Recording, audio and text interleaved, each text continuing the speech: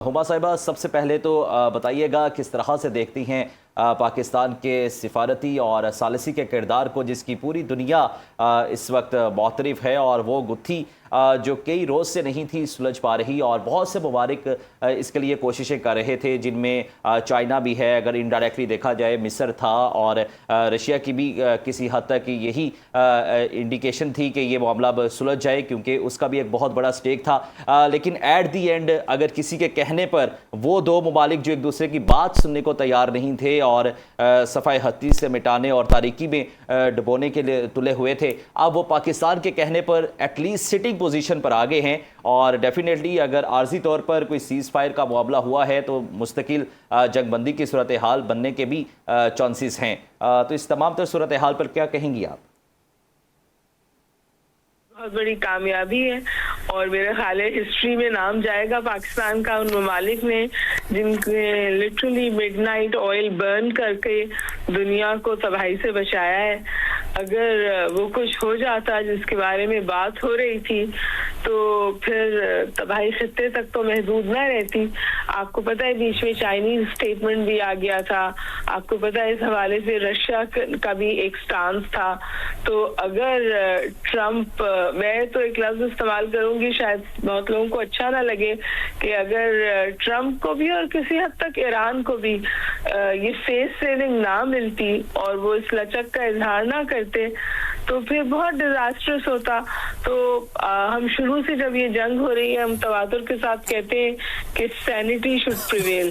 तो अभी 2 हफ्ते की बात है, लेकिन होपफुली 2 हफ्ते में जिस तरह की सिफारतकारी हुई है और जिस तरह फरीकैन ने फ्लेक्सिबिलिटी का इजहार किया है, हम उम्मीद करते हैं कि जो बहुत शदीद खतरा था तबाही का ईरान के लिए भी, और शायद फिर Iran while going down Iran क्या करता, उससे भी दुनिया बच गया है।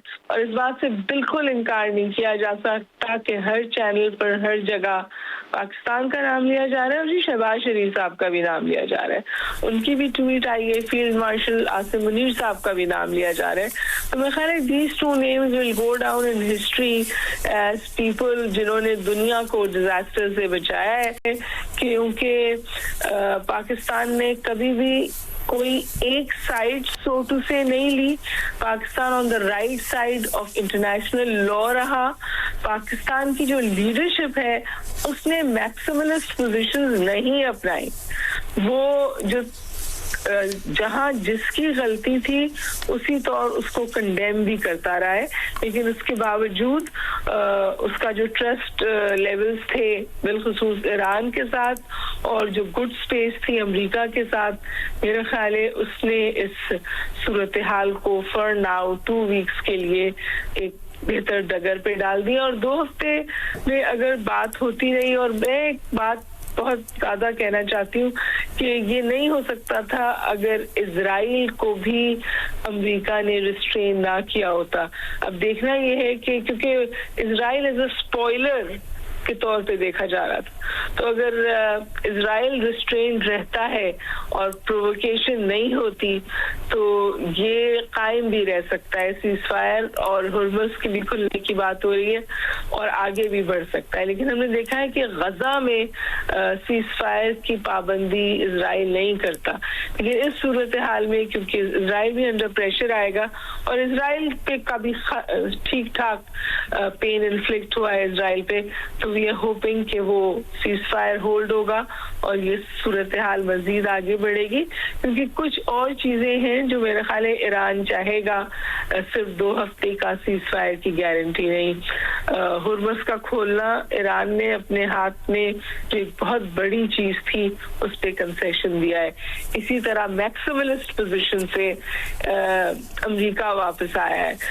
प्रेसिडेंट ट्रम्प के जो स्टेटमेंट्स थे उससे पूरी दुनिया को झुर्झुरी आ गई थी और हम सांस रोक के सोच रहे थे कि ये सूरत हाल किस तरफ जा रही है और इसका क्या नतीजा निकलेगा, क्योंकि ईरान ने भी कहा था कि फिर जंग खित्ते तक महदूद नहीं रहेगी। तो मेरे ख्याल है फिल वक्त तो अल्लाह का शुक्र अदा करना चाहिए और ये भी सोचना चाहिए कि ये जो स्पेस क्रिएट हुई है ये मजीद एक्सपैंड होगी और सिर्फ 2 हफ्ते नहीं, ये अमन देर पाओगा। ٹھیک ہے، ہمارے ساتھ ماہر انٹرنیشنل افیئرز ہما بقائی صاحبہ موجود تھیں اور سابق سفیر نائلہ چوہان صاحبہ موجود تھیں. آپ دونوں کا بہت شکریہ. آپ کو بتاتے چلیں کہ امریکہ اور ایران کے درمیان جنگ بندی ہو چکی ہے. 2 ہفتوں کے لیے جنگ بندی ہوئی ہے جس میں پاکستان نے اہم کردار ادا کیا ہے.